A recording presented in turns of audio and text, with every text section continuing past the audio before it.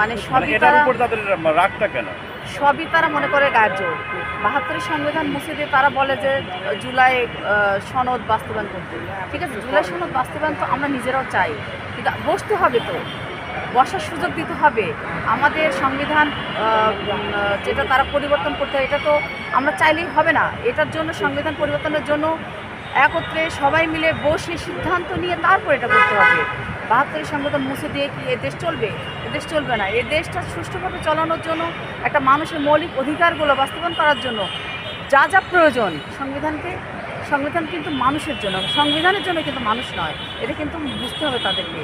এবং মানুষের জন্য যা প্রয়োজন, মানুষের মৌলিক অধিকারগুলো উজ্জীবিত থাকবে, সংরক্ষণ থাকবে, মানুষ সুষ্ঠুভাবে বেঁচে থাকতে পারবে, মানুষের অধিকার কোন কোন জায়গাগুলোতে প্রতিষ্ঠা হবে সেটা দেখেই কিন্তু সংবিধান যদি সংশোধন করতেও হয় সেটা করতে হবে তখন, যদি মানুষের প্রয়োজন হয় সেটা।